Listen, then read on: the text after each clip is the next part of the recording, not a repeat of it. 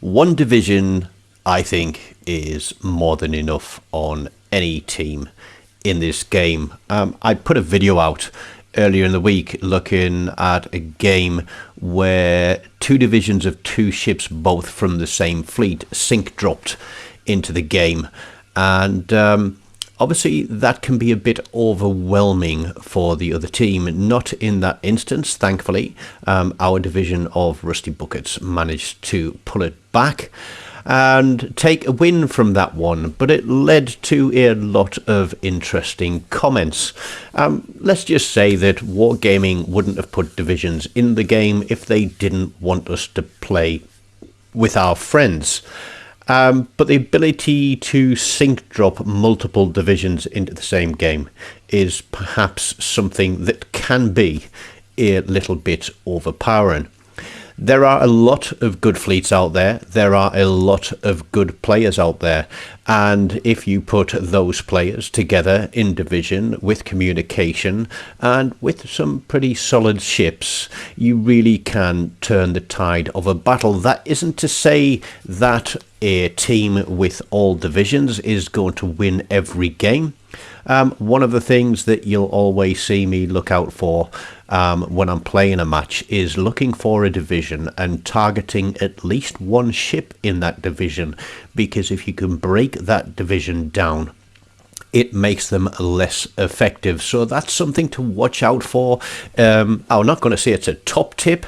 It's a helpful tip to help you in your own gameplay. If you see a ship in a division, you want to try and focus it down, break up that teamwork that they've got, and then it can become a little bit easier for your team to try and turn the tide. But this Jaeger has decided to push in. I forgot to mention that I am in division here with Pikey Monkey and with Dark Lord. Dark Lord is in his Hampshire, and what I will say is that he is an absolute beast in that ship. It's a ship that I don't own, but the performance of it in his hands just seems to be solid every single time. I've not known him have a bad game in it yet, but we get a kill on the Jaeger there, and we're just thinking our destroyer's going to turn in and take this capture point now, isn't he? The answer is no, he's not. He is going to continue to sail around the map trying to torpedo battleships for pretty much the entirety of this game, and by the time he decides to turn around and go for a capture point, the game is going to be practically won. But let's just let him head off with his face in the daisies and do his own thing, because we've just lost our Z23. Across there on A cap, they did a good job. They pushed in and took the cap early. They've managed to take down a ship from that side, I think, or was it the Hipper that disappeared from this side? But we've gotten rid of one of their destroyers too, and because they are going to flip A cap, we are going to have to get ourselves in position. I'm pushing in because I've got low concealment and I've got a smoke screen available. There's the Connecticut pushing in as well. He can be quite nasty, and it's a little bit of a seesaw game at the moment. We do have that slight advantage because of the ship kill, but blue team on ACAP are being hard pushed. It's 4 against 2 there now. This is one of the issues with obviously domination mode, and you get a set of 3 ships spawn in the center, and it's often you've got to make the decision of, do you go left, do you go right, or do you try and control the center of the map and stop anybody from flanking? In this game, we decided that we would weigh heavy on the right flank because there's more cover for us, and it means that we are able to get shots on without being seen. It would be great if our destroyer had been in this capture point with us, because most of red team seem to be heading for it. But it's at this point in the game that my smoke screen is about to run out. That Connecticut is burning, and I tell the guys I'm going to turn around and push back to Delta.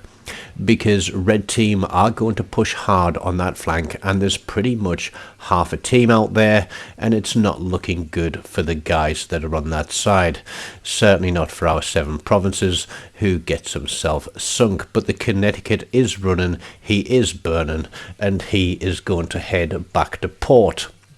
So what have we got? 2 ships in front of us, which is the Harlem and I believe the Nagato, but there are 4 ships coming round on our left flank.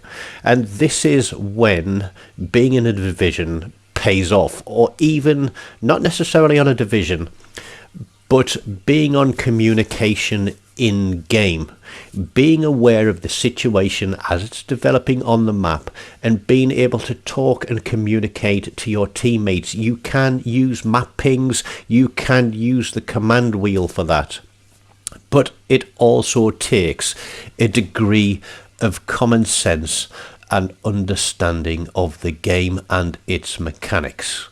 What do you need to do to win? That DD is still up there trying to torpedo that Nagato, who knows there's a DD trying to torpedo him, and is obviously just going to keep twisting and turning every few seconds. There is the Chapayev.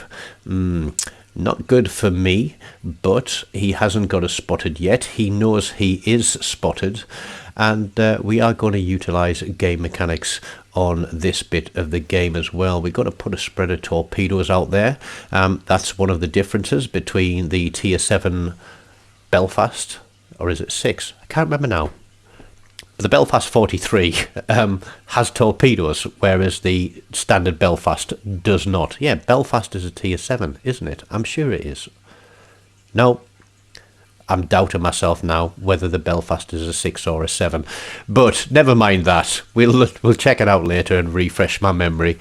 But we've got a battleship pushing in. I've got these guys unspotted. I'm detected now. So we're going to help on that Chapayev. We're going to roll the smoke, try and get some fires on this. He gets absolutely chunked there. I think that was by Pikey in the battleship. And the Monarch is heading in this direction too. We get a second kill of the game. We're only on 24,000 damage. This is by no means a big damage game.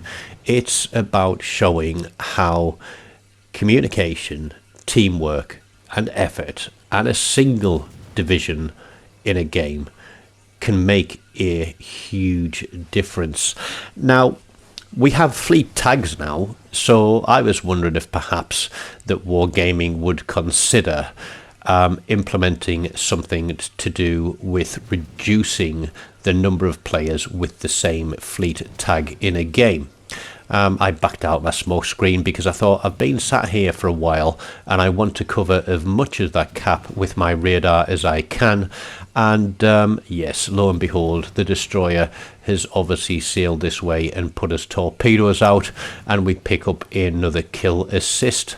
Monarch fancies his chances with me. That saves a salvo against my teammates. But yeah, going back to that comment, a lot of players have fleets now, or a lot of players are in fleets now. We all wear our fleet tags.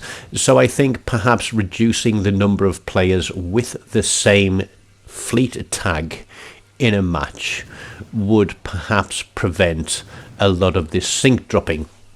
But the reason I don't think Wargaming would do that is because if you want to have some fun and play with your friends, you could try and drop in a standard match and be versus each other. But we know from many of the videos that are around on YouTube that there are players who are abusing this to do things like get high XP records and high damage records, and basically set a team up to lose by getting themselves killed very quickly, giving themselves up to their teammates. And it's disappointing to think that people would play that way. Certainly where I've been out solo and bumped into one of my own fleet mates on the other team, it's not a case of trying to throw a game. It's a case of trying to win as hard as we can, knowing very well the play style and the capabilities of the person that I'm up against. It makes it more of a challenge, and that's the thing. It should be a challenge. It shouldn't be a cakewalk for any team. We didn't look like we were doing very well, having lost the left flank, but you can see now that our destroyer finally made it onto a capture point. Yeah, you haven't even got enough time left in the game to take that before the Harlem dies. 62,000 damage for me. We get 2 kills, we get 5 kill assists, we get a cap assist and a few cap resets. But there you go, a single division absolutely turning the tide against red team there with 8 kills between us. We have had a couple of complete 9 kill games. They're hard to come by, but our Ostergotland did eventually get his Nagato, I think, so we'll give him a slow clap for that one.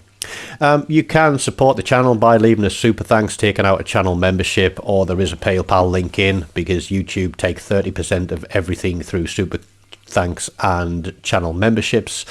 But it doesn't cost you anything to smash that like button, leave me a comment, subscribe to the channel, and as always, until next time, take care of yourselves and goodbye.